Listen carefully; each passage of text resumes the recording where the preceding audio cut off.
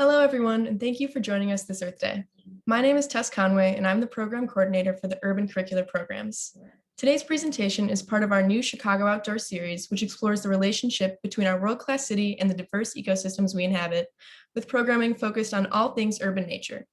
Chicago Outdoors is a shared initiative of Chicago Studies and the Program on the Global Environment.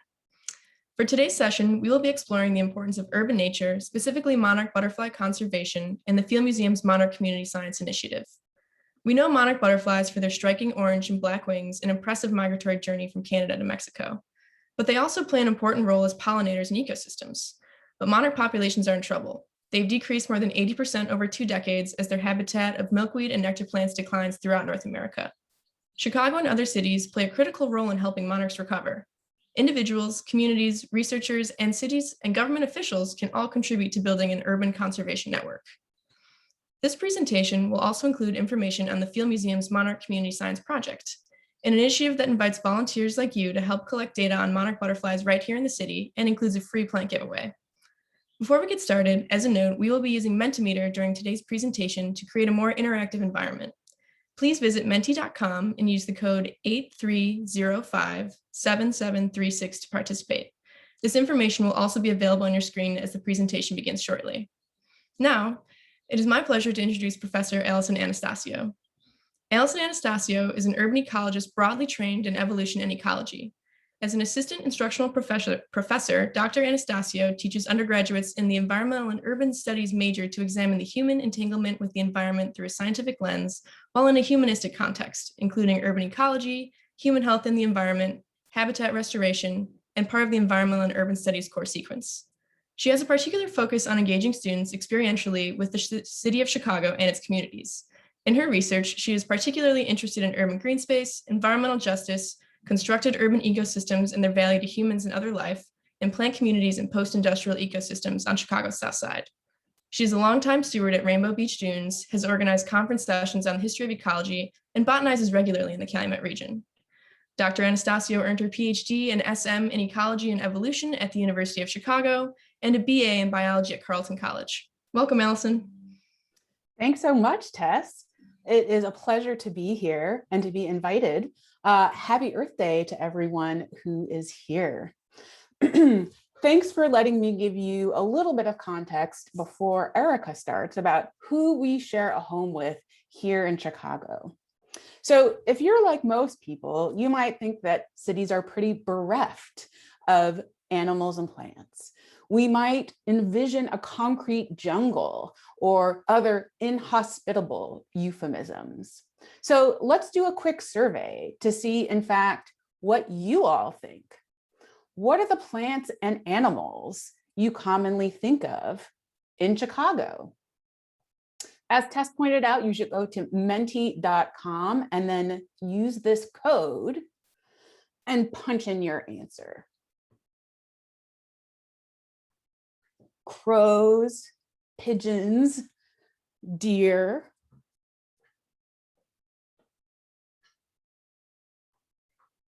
roaches, rats. You can put in a few different ones if you want to.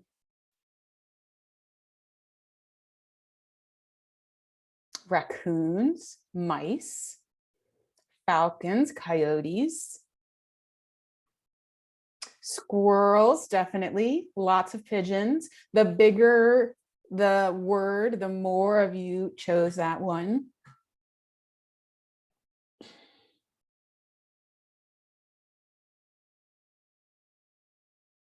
More birds, bears. Ooh, I would love to see a bear in Chicago.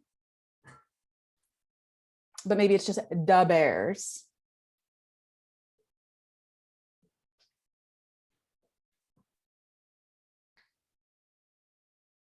All right, well, I see maybe 5, 6, 7, 8, 9, 10, 11, 12 species here.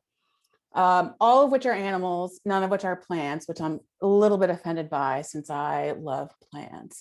Dogs also, and rabbits.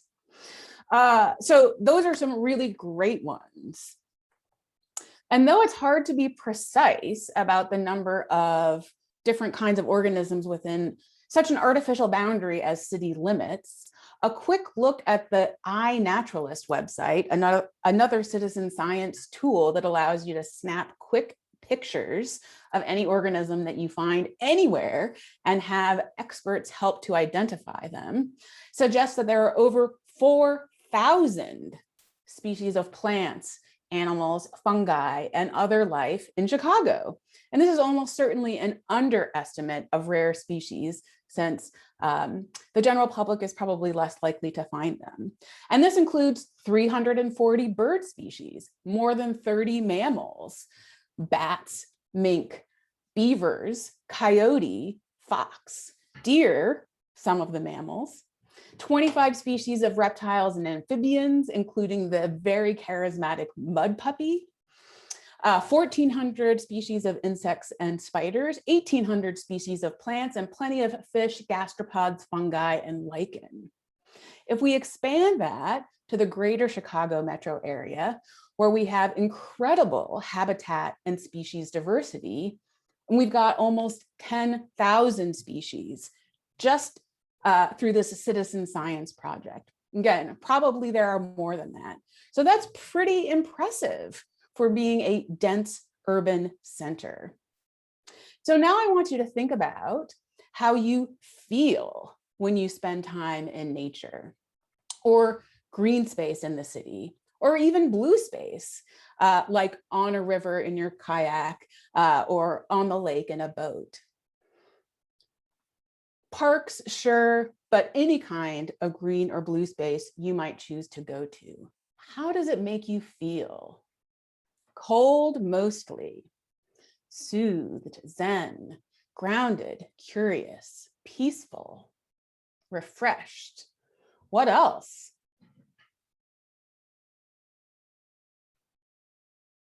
Excited. I feel excited.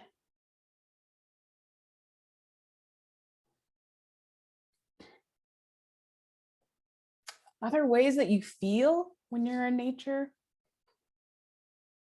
Happy, de-stressed, peaceful. So these good feelings, yes, keep it up. These good feelings, non-Zoom, yeah, take your eyes away from the screen. These good feelings are important, and we know that green space and time in nature not only feels good, except for that cold mostly, relaxing, happy, curious, soothed, calm, peaceful, but it contributes to individual and community health. There are benefits to cardiovascular and respiratory systems, mental health, and social cohesion in nature. In fact, some physicians have even started prescribing time outdoors to patients. We also know that to develop healthy relationships with nature in general, which is pretty important as we navigate through the many current environmental challenges, we've got to start young with our kids. Research has shown that formative nature experiences are not only healthy for kids, but they result in adults who are aware of and compassionate towards the environment. And these experiences sure can happen in cities.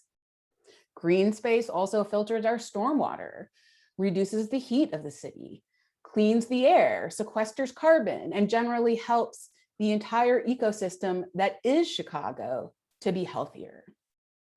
We can get to know these neighbors of ours by going to parks and forest preserves, places where we might specifically seek out the benefits of green space, but also by paying attention to and observing the nature in our back and front yards, what I like to call the great nearby. We've got the Great Barrier Reef, the Great Smoky Mountains. We can use those same eyes to look at what's right near us. I have a street tree out my window at home, a silver maple, and I, a biologist, have learned so much during the pandemic about who lives there. A mourning dove is currently nesting there right now. Squirrels and raccoons spend the night sometimes. who's passing through. I'm no birder, but I know the red-tailed hawk that sits on a branch and takes a rest, and about 10 other species who I see on a regular basis. Some of their habits, like I never knew that squirrels ate the samaras of maple trees. The samaras are the little whirligigs that hold their seeds as they fall off a tree. But I just witnessed it the other day and watched him for about 10 minutes. And what the life of this tree is like. The dandelions blooming in my yard right now bring all the pollinators to the yard. Taking daily walks around my grate nearby have helped me to understand more about the hyper-local ecology of my neighborhood. And I encourage you to do this too, to notice and observe, and you might find life where you least expect it. You might also find new neighbors that you share a community with. So I'd argue that Chicago and Chicagoans need nature. But what might further surprise you is that nature needs Chicago too. In fact, cities can be good or even critical habitat for common and unique plants and animals, like the monarch butterfly or the federally endangered piping plovers who are nesting at Montrose Beach, or the native orchid species that can be found in the city limits, or the native prickly pear cactus that can be found in the city limits. These things can all thrive along with us, especially if we make conscious decisions in our policy and planning. So today, Erica Hassel is going to bring these all together as she talks about the initiative from the Field Museum to involve the community in science that will enable Chicago to continue being a vital habitat for monarch butterflies. Erica Hassel is a conservation ecologist with the Field Museum's Keller Science Action Center. She brings her background in both ecology and geographic information systems, GIS, to the Action Center's Chicago Region Conservation programs. Her current projects include using GIS to support habitat stewardship in the Kankakee Sands ecoregion, an amazing place to go and look at Black Oak Savanna just south of here, and conservation planning for monarch butterflies in urban areas. Erica's master's degree is in natural resources from the University of Michigan. So welcome, Erica, and please regale us with the butterflies. Hi, everyone. Let me get my screen share set up. Look, now I look like I'm looking at the camera. That's always my goal. Thank you for having me. So I am going to talk about urban ecosystems and why I think they're really important. I'm not going to talk as much about Pembroke as I would like to, but I will always talk about that in the questions. I'm headed there on Monday and I'm really excited. So first, I'll remember how to advance slides. There we go. So I do work at the Field Museum, shown here with its new Rice Native Gardens, which we like to say is the largest and most important exhibit at the museum. Some people are very into our dinosaurs and mummies, which are also great. So our marketing department likes to say that the Field Museum is fueling a journey of discovery to enable solutions for a future rich in nature and culture. Sorry, the Zoom thing is blocking half my slides for me. There we go. Okay. So I really live at the intersection of that nature and culture part of our slogan. I work in the Keller Science Action Center, as Allison said, just like our department. And we translate the vast collection of the museum and its science into action for conservation and quality of life. So we're very much in that applied science world.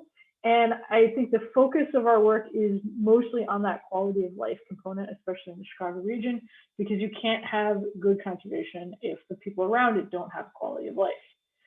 This work began long before my time, 25 years ago. Our department works in both the Andes Amazon region of South America and in the Chicago region, which seem like two very different places, but the approach is really the same.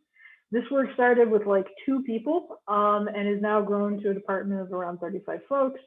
And our Andes Amazon team has worked with communities and indigenous folks in the Andes Amazon region to put 26 million acres of land into conservation protection. Here in Chicago, we do not have 26 million acres of land to put into conservation, but we do have over 10 million people in the greater region. And that's really the vehicle through which conservation happens. The decisions that those 10 million people make are hugely important for conservation, and hopefully through this talk, I'll highlight a few of those. So it's been, for me, over 10 years of working with the museum.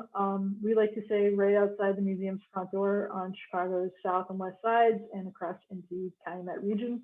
Our work in Kankakee is somewhat newer and didn't make the pictures, but also quite important.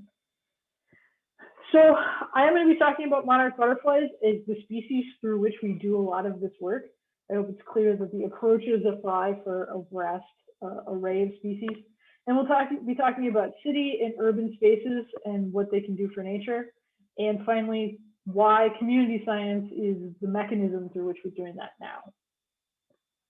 So I want to start with this really depressing graphic that came out in either late 2020 or early 2021.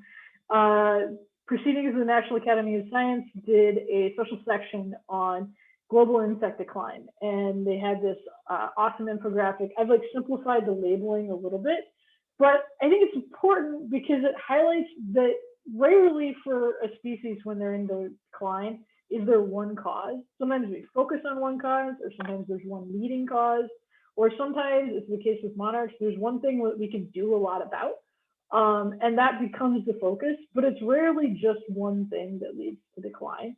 Most of these things are related to people and global climate change. And so I hope that the flip side of this graphic is that people are a big part of the solutions for these things. So as we move into monarchs in particular. So I'll do a couple of slides on just general monarch biology and things you'll need to know to understand this. So there are two main populations of monarchs in North America. There's a third non-migratory population in Florida that I'm not going to talk about at all. The western population of monarchs, conveniently located west of the Rockies, migrate between the northwestern states down into really it's southern California, a little bit of Baja and northern Mexico, but mostly California is their overwintering grounds. We're going to talk about them less because they're not the ones that we study. If you know anything about the western population, it's probably that there are not many of them left. It's down to less than 2,000 individuals. The eastern population, which is what we'll be talking about, migrate from southern Canada in the Midwest down to central Mexico, Michoacan and state of Mexico, where they overwinter on the Omael trees. The butterflies that make it all the way through the winter then begin their northward migration. They usually reproduce around the Kansas-Missouri area, and it's that next generation that will be arriving here in early June. And we'll have 2 to 3 generations here in the Midwest before those I'm not going to get the number of greats right, children migrate back to Mexico, having never been there. So it's pretty cool. It's pretty cool that they can do that. It's often referred to as the migratory phenomenon. Another thing that a lot of people know about monarch butterflies is that they are in decline. So I talked a little bit about the western population. There are so few that they can count individual butterflies. In Mexico, because they congregate on the Omael trees, they're actually measured in hectares. So it's sort of weird that this is a population graph that's in hectares of butterflies, but it is, and this is how it's been done. So you see this bright blue line around 6 hectares. That's what's thought to be the population that we need to maintain to sustain them. And as you can see, it's been quite a long time since we have regularly maintained an average of 6 hectares. People will say that the population is in 80 or 85% decline. It probably doesn't matter which of those is correct. We have experienced significant loss of monarch butterflies since the 90s. And so that is why people are concerned, and there are a lot of conservation efforts working on them. Last thing you probably really need to understand, so that all of this makes sense. And some people may know this, but monarch caterpillars and eat milkweed. Plants in the Asclepias genus, adult monarchs will only lay eggs on milkweed. Adult butterflies, monarch adults, drink nectar from flowers. So you could have all the flowers in the world and you wouldn't sustain monarchs because you need milkweed, and you could have all the milkweed in the world and you wouldn't sustain monarchs without flowers. And this is something I really like about migratory species. They often have different needs at different parts of their life, and they cover a large landscape, so they can really knit together a conservation landscape by these differing needs. And I'll go ahead and reveal the secret now, which is that this always, for us, began as a bee project. In 2013, 2014, we really wanted to do a bee project, and we couldn't find anyone to fund it. And Fish and Wildlife said, well, would you like to do a butterfly project? And we're like, okay. And it's been 6 years now of doing a butterfly project. And it is a pollinator project. We talk about monarch butterflies. Our work is centered on monarch butterflies because literally no one has ever sent me a picture of their child excitedly holding a bee. And lots of people send me pictures of their children excitedly holding monarchs. And either way, we're encouraging people to plant native pollinator gardens to do actions that are good for native pollinators. So we've become monarch enthusiasts because they're very exciting, and they are exciting. People are really, the migration really lets us talk about continent level conservation, which is really cool. So I revealed a little bit of the story. What's being done? They're in huge decline. What's the story? So 2014, there was a petition made to the Fish and Wildlife Service to list the monarch as an endangered species. The U.S. Fish and Wildlife Service is the agency that manages endangered species in the United States. In 2015, they responded, and I want to be clear that the science that comes out of Fish and Wildlife around this is really good science.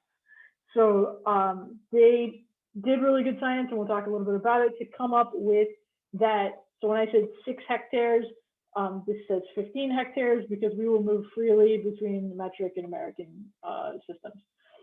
But that we need to have 225 million butterflies, which would occupy an area of 15 acres by the year 2020, a year that we obviously did not succeed by, and that would result in 1.8 billion stems of milkweed needing to be added to the landscape.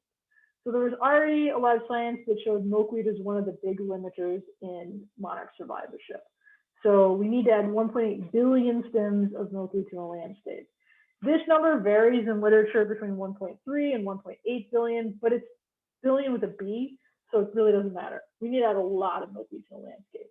And they specifically said that we'll take an all hands on deck approach, by which they meant that people need to contribute from all the different sectors. So not just ag, not just large grassland conservation. It really needs to be everyone. And that'll become important later on. And I'm not going to make you wait to the end of the talk to know what happened. The 2020 date hit. We have not added 1.8 billion stems of milkweed to the landscape. In late 2020, the Western monarch recorded their lowest population ever, less than 2,000 individuals. It was like 1,950 were able to be found. So that's at the point where you would call that a quasi-extinction. It's going to take a significant effort to recover monarchs in the West. The Eastern population recorded one of the 6 lowest overwintering numbers that we've seen. Things are dark. And the U.S. Fish and Wildlife Service determined the Endangered Species Act is very complicated. But what they essentially said is that while monarchs warrant listing, because there's a significant chance of losing the population in the near term, that listing them was precluded because there are other higher priority species in the pipeline. This came out in December 2020. I do not work for the Fish and Wildlife Service and can't say. I have to think that politics has played some role in that. And it will be interesting over the next few years to see how this plays out. They've said that the issue will be revisited in 2024. But mostly what I'm going to talk about is a lot of the things that happened between 2015 and 2020, because it's not like nobody did anything. We didn't have this target of adding 1.8 billion stems of milkweed, everyone just waited around to see what would happen in 2020. A lot of work was done. I want to highlight the 1.8 billion next to a picture of cornfields because where were they? How did they lose 1.8 billion stems of milkweed? So one thing, between the 1990s and the mid 2000 or 2010, 2014, when we're talking about this, we did lose large grasslands. Certainly not at the significant level that we lost in the first part of the 1900s, but we did continue to lose grasslands. There's still prairie being converted in parts of the country. But a lot of this milkweed was likely in the agricultural landscape. No one was really counting it. No one was excited about milkweed. Milkweed is listed as a noxious weed in lots of states. Probably still listed as a noxious weed in Illinois. I don't know. There are many municipalities where milkweed is an official plant that you're not allowed to have. These things are rarely enforced, but they come out of agriculture because milkweed is a huge problem for farmers and ranchers. It's my understanding really not good for cows and horses to eat it, so it's removed from grazing landscapes. In the corn and beans landscape that I know more about, it's a real problem because it's got this, if you've ever ripped them, it has this milky, gooey sap. It's one of the ways you identify it. And if you hit that with your combine, when you're just trying to get a harvest in and it gums up your combine, it puts your harvest back by a day, that's a big deal for farmers. None of this talk is going to be a dig at Midwestern farmers. They have enough problems. The point is, we're not likely to fix this problem by just being like, farmers, add milkweed back to your landscape. Farmers don't want that. It's not our viable conservation solution. There are lots of things that need to happen in the agricultural landscape, and I'm not the agriculture person to talk about them. I can talk about them a little bit, but I say all of this to say, we were asking the question, well, what can cities do? All of these numbers come out of this paper about restoring monarch butterfly habitat. This is where the all hands on deck terminology comes from. And in the first figure, I turn to and it's like, well, what are cities expected to do? We're one of the sectors. What are we expected to do? Well, we're currently not doing anything, and we're not expected to do a whole heck of a lot. This is in stems of milkweed per acre is the unit for all of these numbers. So you see, we're like better than corn and beans. They're not expected to do anything. The hope is to use the marginal areas to really add a lot in the marginal production areas. But cities, even at their highest, are not expected to contribute a lot. Developed areas are almost as bad as corn and beans. The sense is we're not going to do a lot. And we had a big question about that. And Fish and Wildlife is not a single entity that acts alone. There were people within Fish and Wildlife Service who came to us and said, well, that bee project, that's not going to happen. What do you think about looking at this? And this is something that we were interested in. We're urban people. I assume many of you folks are urban people. They've seen milkweed around in alleys, and so it can't be zero. What was the real potential for cities to contribute to this? And what happens in cities does matter. Even if, and that's not the case, but even if we had found that cities couldn't be significant contributors for habitat, most Americans live in cities, even if they don't want to think of themselves as living in cities or urban places, even if they think they live in a small rural town, they still often live in an urban place. It's 84% of Americans. And that number is expected to grow. This is pre-COVID, who knows how COVID is going to change that, but the sense is that we're going to be 90% urban by 2050. And that there's over 300 cities with over 100,000 people in them. There has to be some conservation potential to these places. Even as sometimes in conservation literature, cities are talked about as only a detriment. So we embarked with this research question of how much milkweed can large Midwestern cities contribute to monarch conservation. We ended up studying 5 cities, including Austin, which is in the Midwest, 5 large cities and 4 small cities to come up with our numbers. I'm going to mostly talk about the data from Chicago, since that's the place that most of you all know best. So part of the problem, part of the perception for why cities can't really do anything to protect monarchs is that this is the data that we had to look at cities for a long time. It's not very high resolution. All urban places kind of get painted with one broad brushstroke. And this data exists for 2011 and 2016. But now with newer LiDAR technology, we can really look deeply into urban places and we can quantify the potential of this boulevard coming out of Douglas Park and the trees along there, of the green spaces along the river that are maybe not listed as conservation, but they're currently green. Maybe they have useful weeds growing on them. Quantify the potential of the museum campus, the Burnham Wildlife Corridor, in a way that they didn't even show up on that previous graphic. And that was really where we began with this project.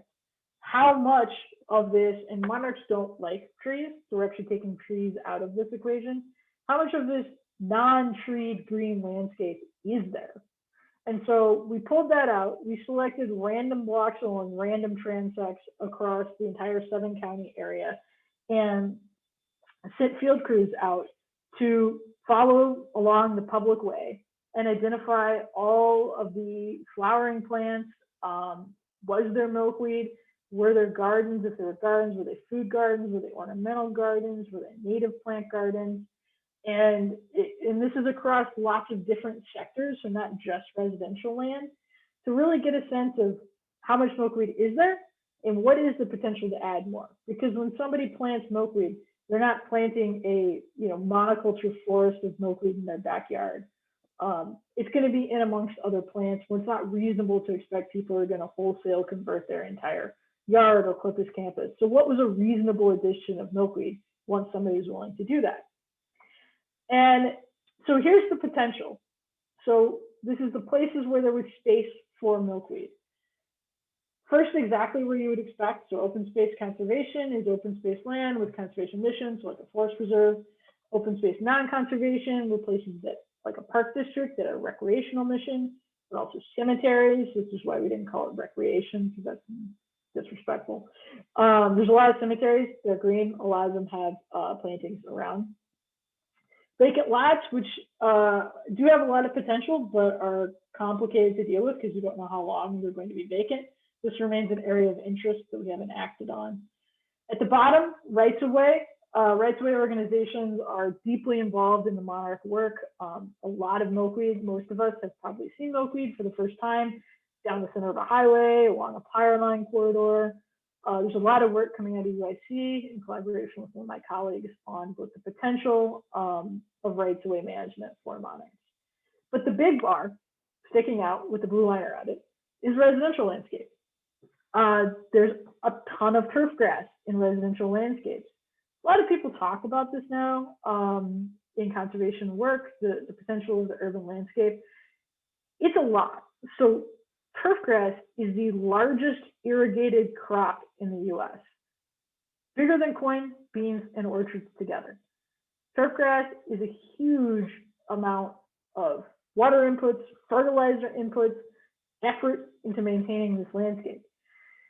And so that presents both a real potential and a real challenge for conservation. Because if I want to make a change to 5 acres at a forest preserve, I got to ask some people, but it's not that difficult. And I have a reasonable certainty that if we were to convert 5 acres of turfgrass in a forest preserve to prairie habitat, that would at least still be prairie habitat in 5 years. If you get somebody to plant milkweed in their yard, you have to convince them every year to continue allowing that milkweed to be there. So it's a big challenge and it requires a complicated approach. So we published our papers on the potential. We found that about a third of the needed milkweed stems could be contributed by urban areas under ideal circumstances. And we're very happy with that, that there is this potential in urban places, but there remained a lot of questions. There remain questions from our conservation colleagues of, well, if a monarch egg is laid in a city, does it have the same chance of surviving to adulthood as it does if it's laid in a roadside or along an ag field? What if we're just in cities building ecological traps that suck in monarch eggs but don't ever produce adult monarchs? And on the other side, we are getting questions from partners where we said, plant milkweed gardens. And they're like, great. How big? What should they look like? How many different kinds of milkweed? What other kind of flowers do we need? what's a really good milkweed garden? How do we plant a good one? And we were like, I don't know. So that's where we go next with this. But we've established that cities need nature, that urban people need nature. We all deeply learned this during the pandemic, and we know that we build our cities in beautiful places and we add beautiful landscapes to them. But there's still that question that we were getting from our conservation colleagues. Does nature really need cities? Okay, sure, you said you can put habitat into cities and there's some milkweed there, but is that really quality habitat? Is there really potential for conservation within those landscapes? And this is often how cities get portrayed in presentations about conservation, shortly followed by a beautiful picture of nature. Like these are two ends of a spectrum. And what strikes me about this picture, not only is there very little nature except a little lake hanging out in the back there, but there's also no people, because that's what cities really are in this pre-COVID photo. They're filled with people. They're filled with individuals making decisions related to conservation, making decisions related to how they vote, how they act, and that's really our audience for this work. And so when we return to this picture from our research, the purple area is the field techs masking out the area where they couldn't collect data. So they could drive around that, I don't know, that's not cul-de-sac, but whatever, that circle, and collect data from those people's front yards. And they could look down this right of way and see what species were in there. But there's this whole area that we couldn't access because we're not allowed to roam freely through people's backyards. And we tried for a season getting permission from individuals and sending text to people's backyards to monitor how well monarch caterpillars did in residential plantings. And it became a really difficult internship because you have to drive from house to house to house and you have to do it again every week. So you're kind of limited by the number of sites you can drive to in a week. And that's when we really hit upon, why don't we just ask the people that live there? So why don't we have the people who are, after all, experts on their own yards collect data on their yards? And this wasn't just an idea that occurred to us. This also comes out of the social science work we were doing around monarch conservation, of how do you get somebody to decide to plant this unfortunately named weed plant in their yard and possibly be criticized by their neighbors and be in violation of the Chicago landscaping ordinance. How do you get somebody to do that and then to do it again the next year and the next year and the next year? So I want to return to this graphic of our problem, the 1,000 cuts that are coming at monarchs and other insects. So now the fact that fertilizer is next to a picture of somebody's lawn rather than a picture of a giant ag field has a lot more meaning. That is where people are fertilizing and irrigating is the most. And it's where a lot of individuals are making the decision to do that. Here, urbanization is listed as one of the 1,000 cuts coming at insects. So how do we really change that? And educate people. So another paper that was in that section is this one on the actions that individuals can take to protect insects. I've stuck a monarch butterfly in the center because that's what I'm talking about. But remember, secretly, I'm actually talking about all pollinators. And Google butchered my little circles to a certain extent. But all of these decisions that an individual makes come out of basically creating an ambassador for insect conservation. And one of them is reducing the negative image of insects. You know, I'm a parent and I start reading books to my kids, and it's shocking how often like a bee is the villain in a children's story. Like all of the Winnie the Pooh is like him just being chased and terrorized by bees while he's stealing their honey.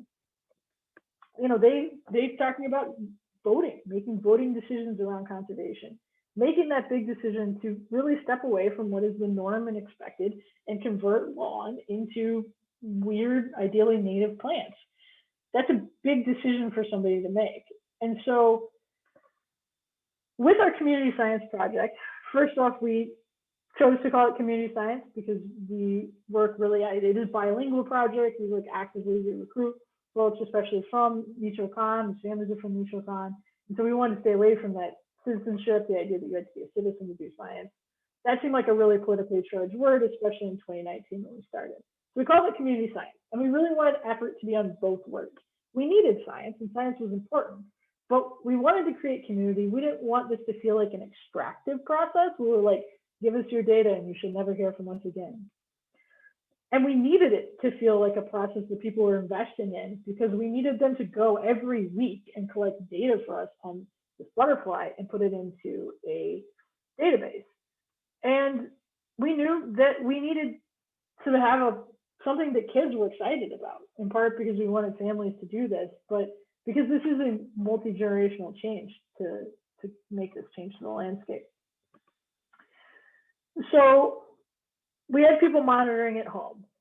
We made that decision in 2019. We didn't know that it would be a great decision for 2020, where we all had to stay home.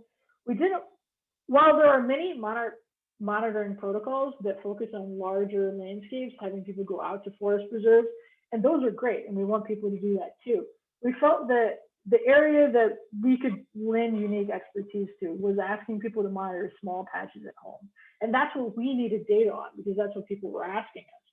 Were these successful for butterflies? I'm gonna put one in at my kid's school, and what size should it be? Or I'm a funder and I'm gonna fund gardens. How big do they need to be? What do I need to tell people these need to have? And science didn't have the answer for that.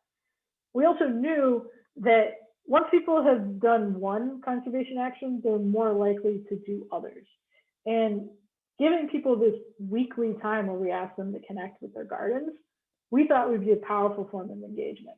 And that's what's needed to monitor the caterpillar survival, because they move through these life stages. It only takes 4 to 6 weeks. So you need to be there every week. If you skip a week, you could literally miss a caterpillar and think that it died, when in fact it went off and formed a chrysalis. And we didn't know it, but we were creating what would become the only field work that happened for us in 2020 because of COVID. So this is what we did. Over 2 years, we trained over 400 people. Not all of them monitored the entire summer for us, but they monitored in 10 counties. So we got way more geographic breadth than we ever could. I don't like driving. There's no way I was going to drive that far. And they counted almost 6,000 eggs for us. If you zoom in, we really grew. So this is 2019. This is 2020. We retained a lot of sites. We did not retain monitoring at our own museum campus because that was closed for COVID. We tried to engage with community organizations, and you can kind of see some growth around those community organizations. And for me, we got these data and photos. Most of these would not even have been counted in our original quantification of habitat. So we didn't have any potential for habitat on balconies, because you can't see that with LiDAR data.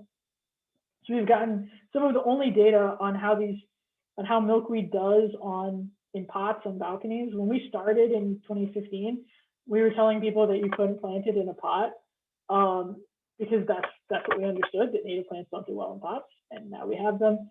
We're starting to get some rooftop gardens. We never studied urban ag because we just didn't have an entree to that in our early project. Now we have urban ag projects. We have these tiny little slivers between fences and sidewalks that people are packing habitat into. And that's not something that would have been picked up in the LiDAR landscape. That's not something that has been studied. If you're a scientist and you were going to plant a study plot, you would never choose that. So we're getting some really different data than we otherwise would have gotten. And so this is 2 years of data. This is completely not publishable. It's not a big enough sample size, but I'll show you the trends that we've been seeing. So we compared gardens that didn't get eggs and caterpillars. So about as unsuccessful as you can get. 2 gardens that got a lot of eggs, and 2 gardens that got caterpillars in the 4th and 5th instar. Instar is like stages. After 5 is when they form a chrysalis.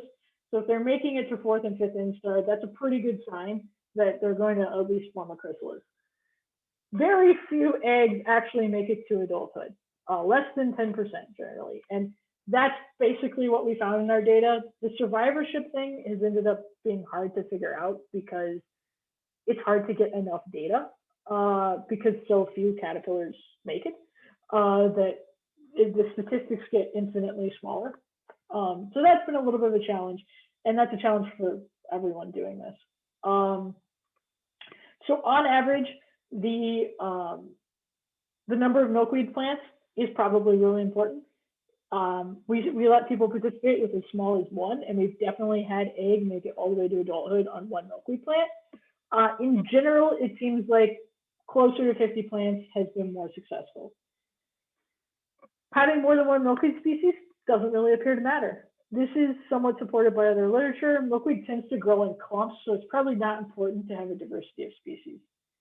But having other blooming plants does appear to be important. We don't exactly know why, and there's a lot of differing thoughts in the literature. Some actually say that eggs are more successful when there are, or more eggs tend to be laid when there are not other flowers around. So this is still sort of an open question. This is something that we've expected and that we see elsewhere in the literature, that the first year a garden is planted, it's not as attractive as later years. That could be something to do with the plants, and they produce a toxic compound that the caterpillars then becomes toxic. That's their whole evolutionary strategy. And so it could be that first year plants just aren't toxic enough. The females can actually taste the toxicity with their legs and probably have a preference for more toxic milkweed plants. As you can see, we're still zeroing in on what exactly the right size would be. There's a little bit of difference here, but perhaps slightly on the larger side, but not that we need a huge, huge garden. And the density of the plants, how close they are planted together, is something that the literature says is important in a really big place like a Medaywan, but it doesn't appear to be that important for our project, at least so far, and probably because it is such a small space. But for me, firstly, spending 2020 getting heartwarming stories from people about their milkweed was phenomenal. That was truly a great thing that I'm very glad happened. But it has really been creating this cohort of people, and this project has been a conversation. We made a lot of changes between 2019 and 2020 based on the feedback we got from folks. We do get people getting their neighbors involved. Once you have a milkweed plant, it produces a lot of seeds, and then you become the milkweed dealer for all of your neighbors. And we get a lot of pictures of kids excitedly in the presence of caterpillars, which otherwise might be gross or icky. That's my kid who doesn't particularly like having a photo taken. And those are actually swallowtail caterpillars, but that's what I had on my phone.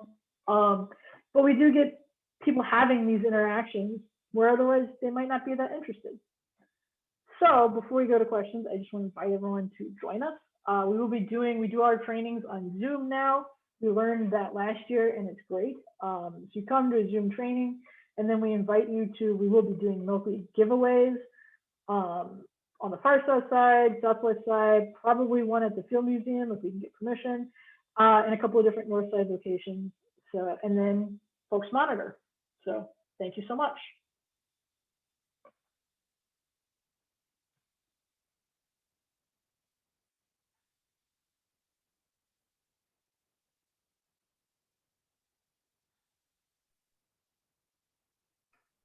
Thank you, Erica, for that great presentation. Should I kill the slide or leave it up? I'm hoping everyone's writing down the URL. Well, I think you should leave it up because that answers one of the questions, which was, how can I get involved? Awesome. So once I go to this website, what's going to happen? So you can register with like Google, Facebook credentials, whatever. Right now, I don't think you can. Yeah, I think actually you can sign up for one of the Zoom trainings. So the only ones posted right now are the English trainings. The Spanish trainings will go up like the second week of May. We're just getting somebody onboarded to help with that. And then those trainings they say they're 2 hours, they're really like 90 minutes. On Zoom, you listen to me say some things that you've already heard me say, but also you kind of learn about how the platform works to record the data. And then if you already have milkweed, you can start monitoring the first week of June. If you're going to get it at one of our plant giveaways, those will be in the more like second, third, fourth week of June. July is the big month for monarchs, so that's the 4 weeks we really want data. And the other thing you can do with those in-person plant pickups, and the reason we're doing them later in June, is while you might get a monarch the first week of June, I can't promise that. But usually by the end of June, we'll have, we're doing them at places that already have milkweed in the ground. So we can show you an egg, we can show you a caterpillar, because seeing them online is not as easy to understand as seeing them in person. Although I promise, like once you've seen an egg, it becomes quite easy to identify them. So there's still time for us to get involved in the current season. Oh yeah, we really haven't started because the monarchs, last I checked, like haven't made it north of St. Louis, and the snow that I biked in yesterday is not going to help with that. They will stay south until conditions improve. Great. So we've got a question here, and this also leads to one that I was interested in. You mentioned rights of way. And how, and I bet that's where many people have seen their first milkweed, as you mentioned, on the side of the road or under electrical lines.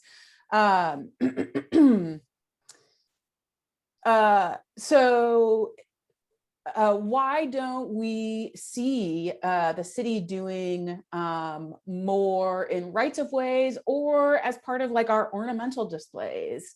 You know, we've got rows of tulips down Michigan Avenue. When is that going to be milkweed? I mean, obviously you're not in charge of that, Erica, but any ideas about the partnership with the city?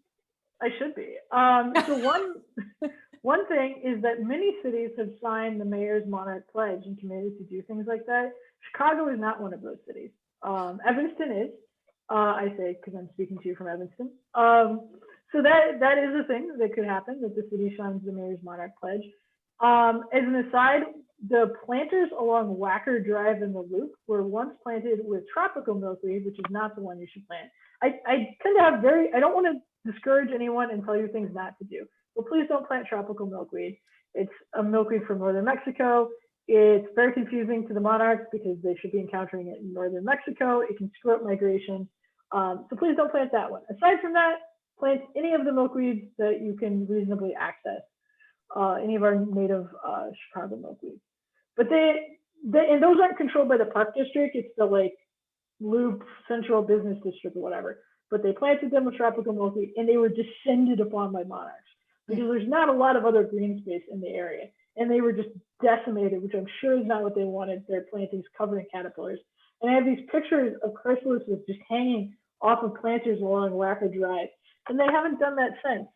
I don't think that's what they were going for. The park district does a lot to plant flowers, and flowers are really important. There is a goal from the park district. It's like 2,025 naturalized acres by 2025 or something like that. Because there's like 1,950 acres of naturalized landscaping in the Chicago Park District. So there is a goal to include that, and they've done a lot of butterfly planting. I'm not able to speak for them. I would guess one thing is that it's a little costly. Getting native plantings, converting a landscape, and the Park District isn't flush with cash. So I would imagine that's some of it. And I think there is a stigma. I mean, it is officially illegal to have plants over 18 inches in your yard in Chicago. So it's being worked on to change the landscaping ordinance, but you're officially not even allowed to do it. In practice, and people do get dinged for this periodically. It's not that common. But hopefully there will be a way to register their landscape soon. I have milkweed in Evanston and I haven't gotten in trouble yet. So you mentioned tall milkweed, probably common milkweed, but there are milkweeds of shorter stature. And I also just want to say that I think we have 5 or 6 native milkweed species in Illinois. Is that right? There's actually more. I mean, there's like 5 that I feel like you would commonly encounter and can get. I checked Flora of the Chicago region recently, and I was like, I don't even know what some of these are because they're, once seen in Will County 50 years ago. But yeah, in practical sense, especially if you're like purchasing them from a native plant dealer, Most places don't even sell common milkweed, the sort of highway milkweed. That I didn't show the slide. That is the powerhouse of our data. Most of our observations by far are from common milkweed. There is some evidence that monarchs maybe have a preference for it. It's hard to say because there are so many more observations of it. It kind of washes the data out. So, and that's the one that gets really tall. That was the gentleman with the milkweed taller than him. And people can have strong feelings about having something that looks like a highway weed in their front yard. I recommend the garage, between the alley and the garage, the fence in the alley. That's, you know, I don't want to say that's its natural habitat, but it goes well. It goes well with the alley landscape. You know, like Siberian elms are always next to a dumpster. That's just where you find them. So there's rose or swamp milkweed. It's trying to get rebranded as rose milkweed, which doesn't really need a lot of water, but it will tolerate like a clay soil more. So for parts of Chicago that have a real clay, that can be a great one. It doesn't get as tall. It'll get 3 feet tall. So it's not, you know, like a petunia. But that's one that we recommend a lot. That's one that we give away through our plant giveaways. And it doesn't spread. So other people may know milkweed that spreads through rhizomes. So common milkweed, if you now observe it, please don't have a car accident down the center of the highway. Sometimes you'll see it in glowing even in circles, because that's one plant that's just like cloned in a circle. So that can be great if you really want to fill in behind the garage. It will take care of that for you if it's happy.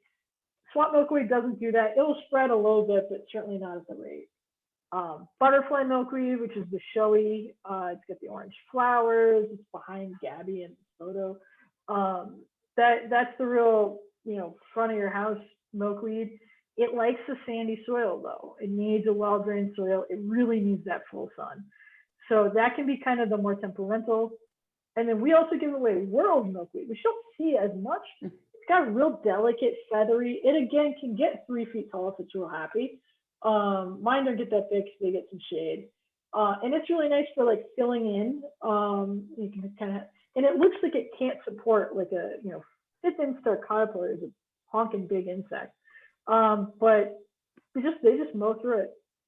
Yeah, and those grow everywhere. They grow on slag. We got lots of world milkweed on slag. Everyone landscaping your slag, please know.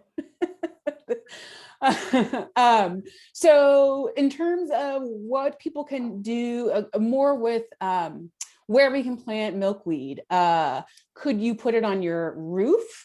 So it can be potted. We can have it on our roof and our balcony. We can definitely grow it from seed. And you were mentioning folks who are planting, who have milkweed in their yards, becoming milkweed seed dealers. And I like that idea. So really spreading the milkweed seeds around. If we don't have a neighbor who has milkweed, where should we go to get them? So now is the time to get in on your local native plant sale. So they're almost all in May and June. And then if you come to me in June and want milkweed, it's really hard to find. So Illinois Native Plant Society is one place that aggregates them. Livinglandscapes.org, I think, is the other one. Chicago Living Landscapes, that will get you there via Google, is another one that's aggregating native plant sales. And these is sort of like the pop-up market of plants. There are native plant nurseries, and the Illinois Native Plant Society lists them. A lot of them are already like sold out of milkweed in sort of a pre-sale fashion. So it can be, I mean, that was in all of those 4 or 5 years of research we did, one of the big challenges people have is just getting milkweed. So now is the time to go look. That's part of why, if you sign up for our project and we're growing, thank you UIC, who's our facilitator for growing thousands of milkweed plants to give away. Because yeah, it can be really hard, and often you don't see them at a big box store. You used to see tropical milkweed at big box stores. I don't see it as much, which is good. If you have tropical milkweed, don't feel bad, just cut it down in September. You know, if you haven't, it's growing well, but we try to encourage people not to plant more. There was one I saw one blooming on the day I went to vote. And I was like, that's not a good sign. That's not supposed to happen. Yeah.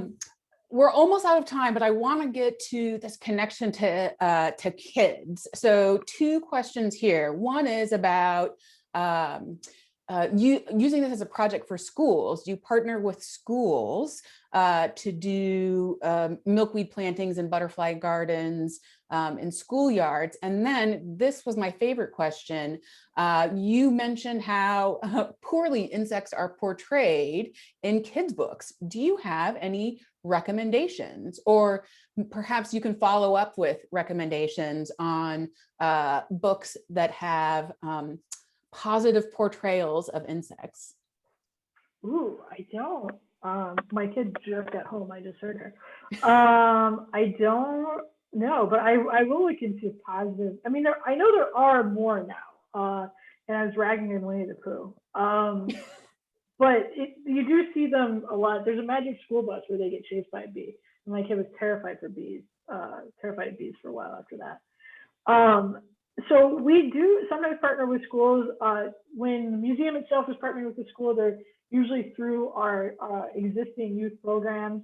So Mighty Acorns, which is 3rd through 5th grade, and Earth Force, which is our middle school program. But schools, there are like grants out there for school Monarch Gardens. Is it Monarch Watch or another one? Another one of the big Monarch nonprofits will provide seed for school gardens. I know Illinois Clean Energy was doing school garden grants last year, if I recall.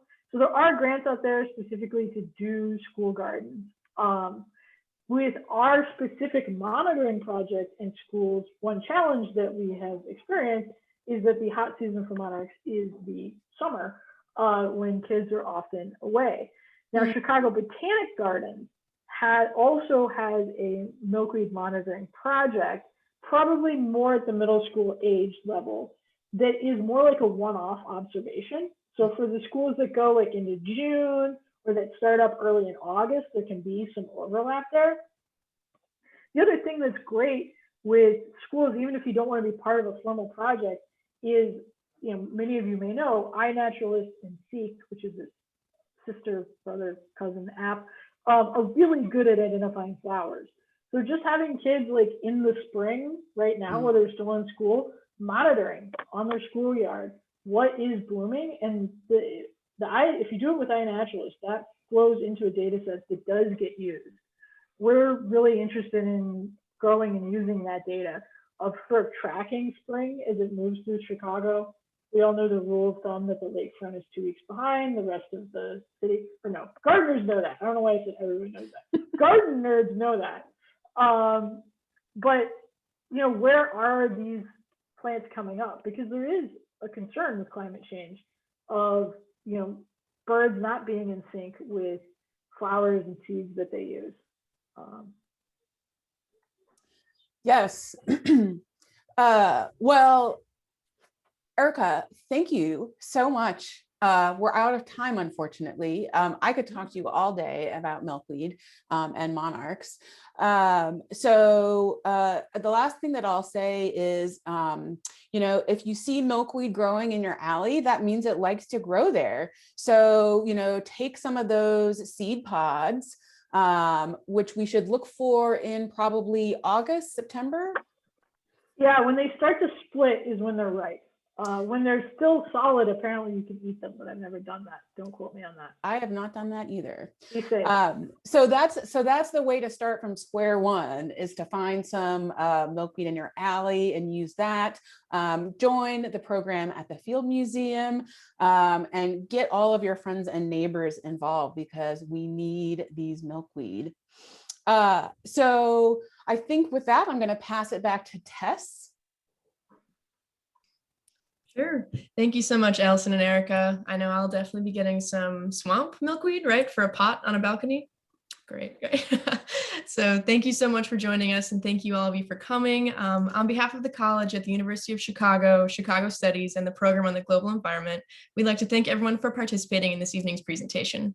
The recording of this evening's session will be available on the Chicago Studies website later this week. Supplemental materials about this topic are also available there, hopefully including children's books that are putting insects in a positive light. We hope you're able to join us for our final Earth Week program at 12:30 p.m. this Friday for a conversation on the future of urban farming in Chicago, which is part of our Chicago Studies Conversations live podcast recording series. And of course, we look forward to seeing you at our many great Chicago Outdoors events. Visit our website for more information on all of our upcoming programming. We look forward to continue learning with you. Have a wonderful Earth Day and good night.